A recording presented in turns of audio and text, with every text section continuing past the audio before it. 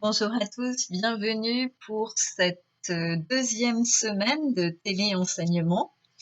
On commence aujourd'hui avec un entraînement à la dissertation. Je vous avais demandé à tous de réfléchir au sujet que je vous avais proposé, c'est-à-dire peut-on parler pour le mariage de Figaro d'une comédie du Valet? Comédie du Valet étant, comme vous le voyez en bas de votre écran, l'intitulé de l'objet d'étude.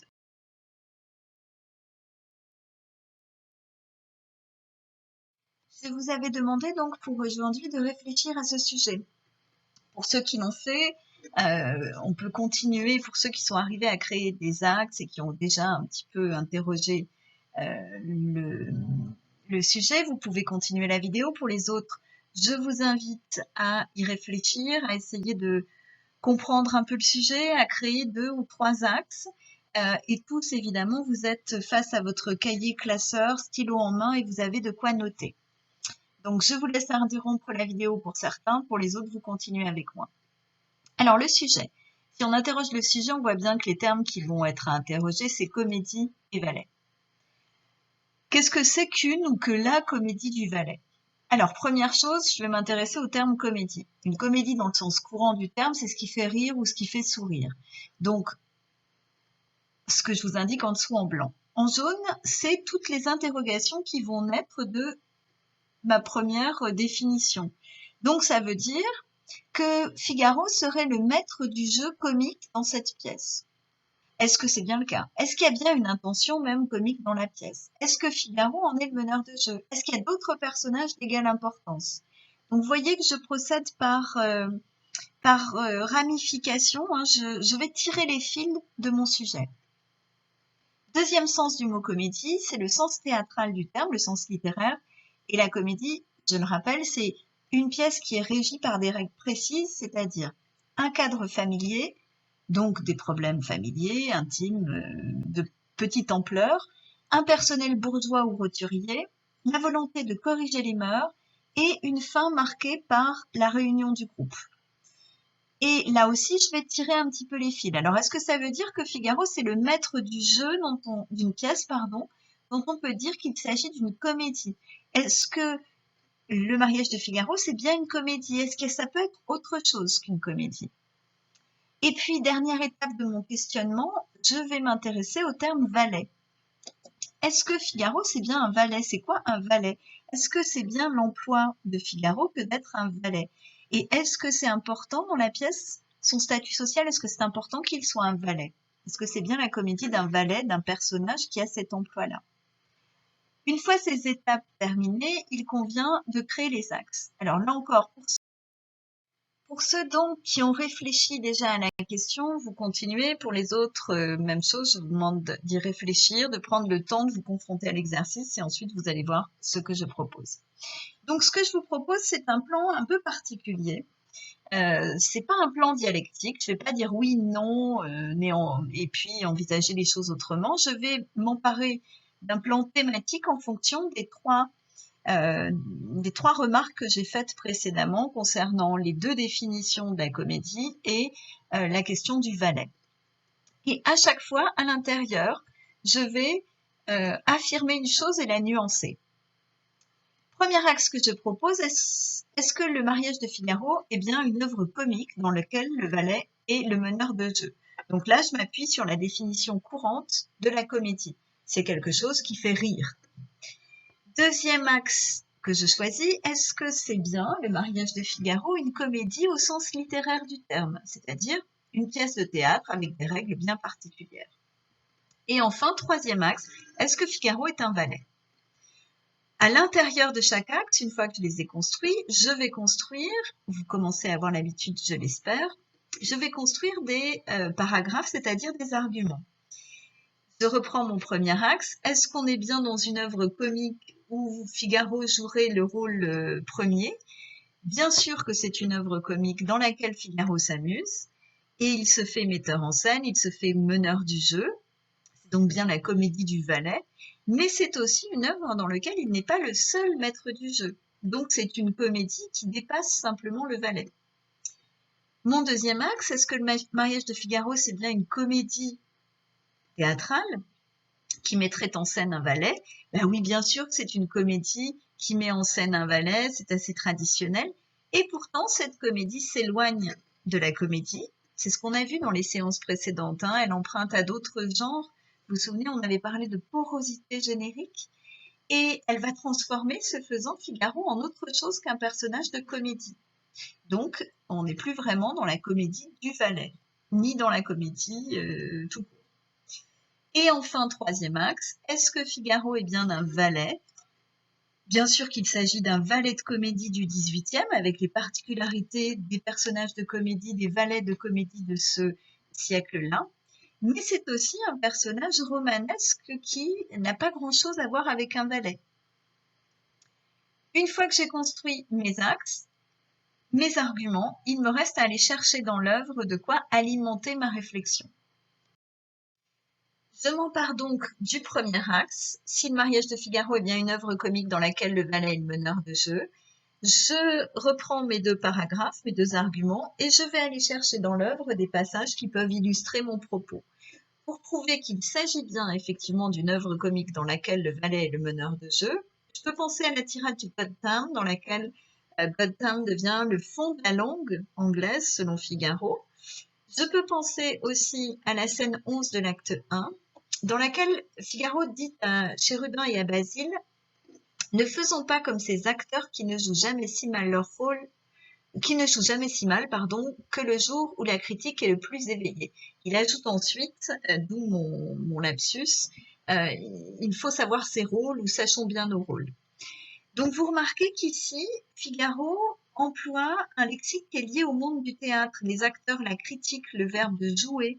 Donc ici, il se fait metteur en scène. Et voyez pourquoi on a tendance à dire que Figaro est une projection de Beaumarchais dans la pièce, donc le fils de Caron, hein, le fils de son auteur en fait. Il se fait metteur en scène, il règle les rôles de chacun et il se présente donc bien comme le meneur de jeu, un personnage haut en couleur, enjoué, bon perdant. Je vous renvoie à la scène d'exposition quand Suzanne lui tient tête, qui amène le rire sur la scène, qui est celui qui va mettre en scène ce rire. Et donc on est bien dans la comédie du valet, une comédie qui dépend de ce personnage. Mais, c'est mon deuxième argument, c'est une œuvre dans laquelle il n'est pas le seul maître du jeu.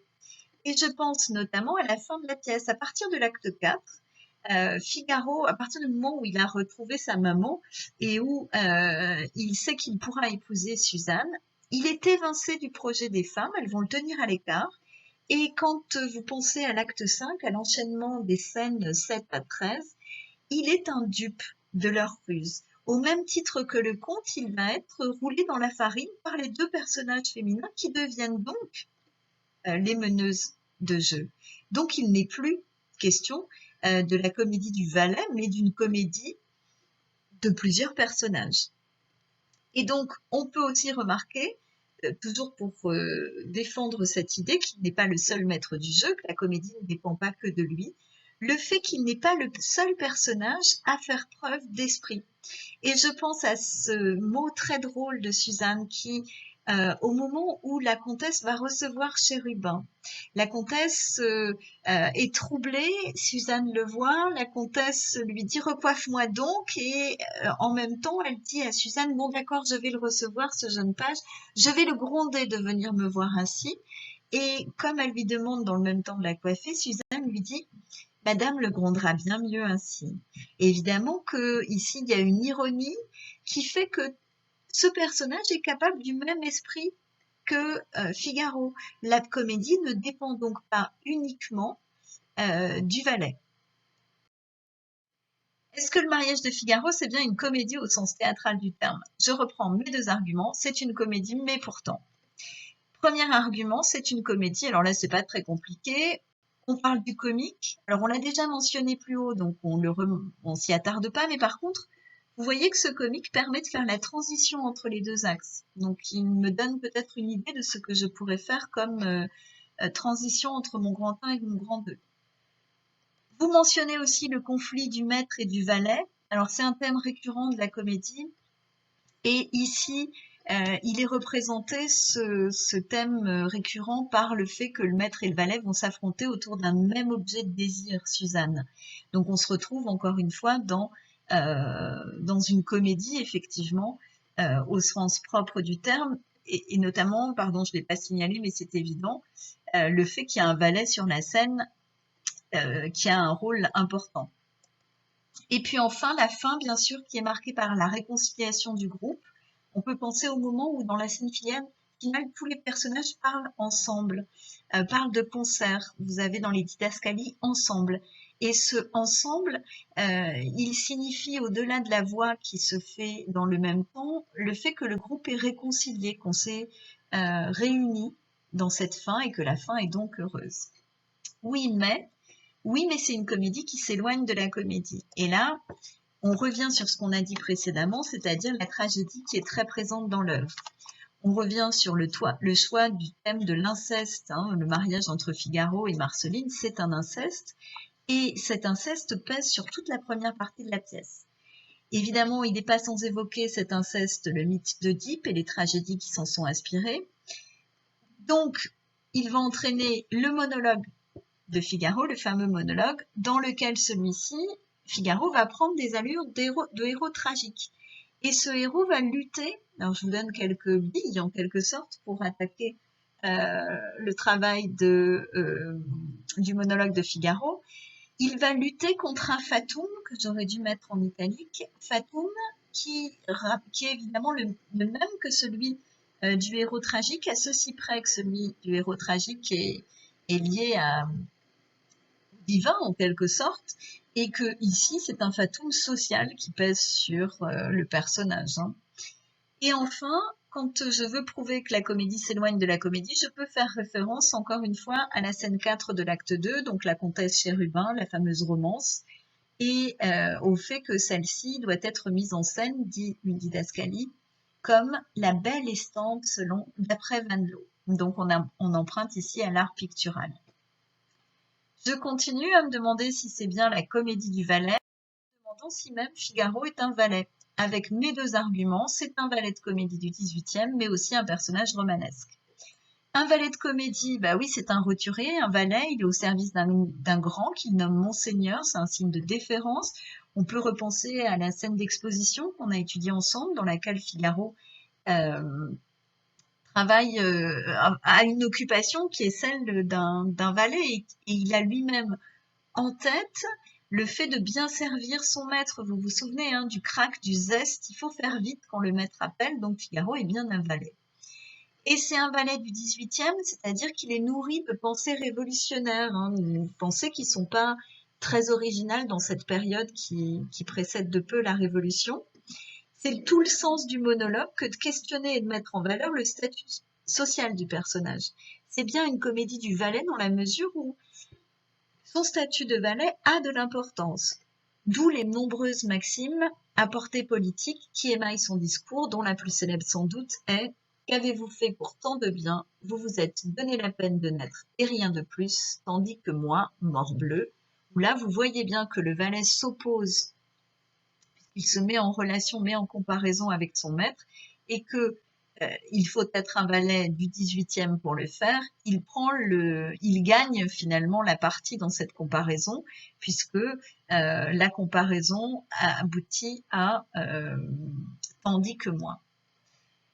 Et je montre enfin que son statut a de l'importance, certes, mais pour autant, c'est pas vraiment ou pas uniquement un valet de comédie. C'est aussi un personnage qui a un passé.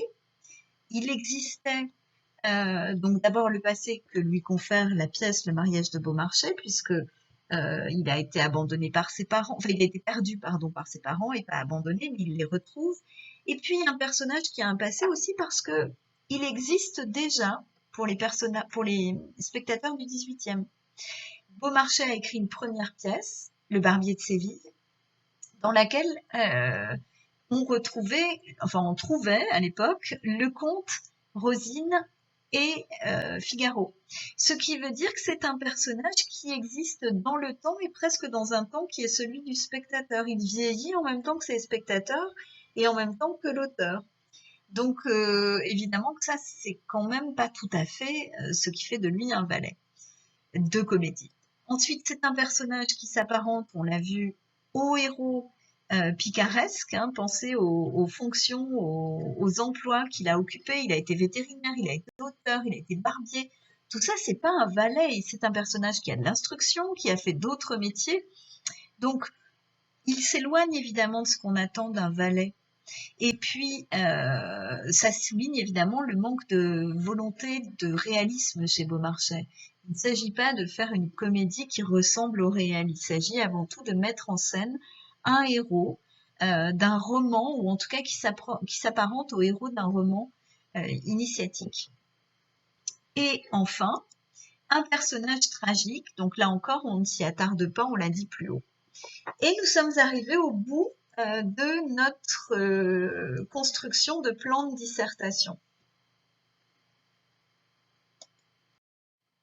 Nous en avons donc terminé. C'était une vidéo un petit peu plus courte que les précédentes.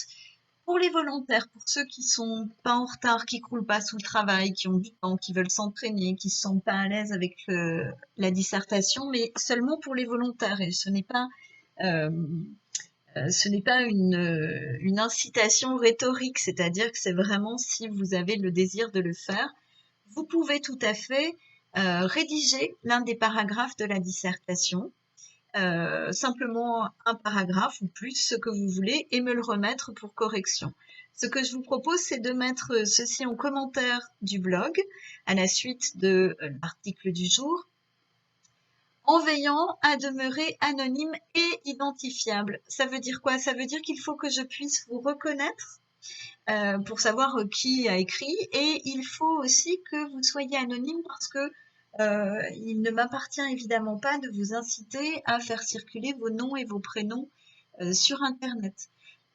Donc, ce que je vous propose, c'est de vous en tenir à vos initiales, le nom en premier, le prénom en deuxième, un peu comme je l'ai fait quand je vous ai rendu les copies.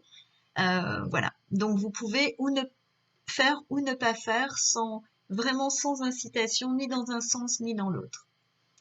La première séance de la semaine est terminée. Je vous remercie d'être allé au bout de celle-ci. Je vous souhaite une bonne journée qui sera peut-être un peu moins consacrée au divertissement pour, je vous le rappelle, Suzanne et Antoine, qui m'enverront cet après-midi sur mon adresse académique la lecture linéaire du monologue de Figaro, acte 5, scène 3, du début jusqu'à une lancette de vétérinaire, de façon à ce que je puisse corriger et vous mettre ceci en ligne pour mercredi. Voilà. Et quoi qu'il en soit, on se retrouve pour une séance de grammaire demain à 9h devant le blog.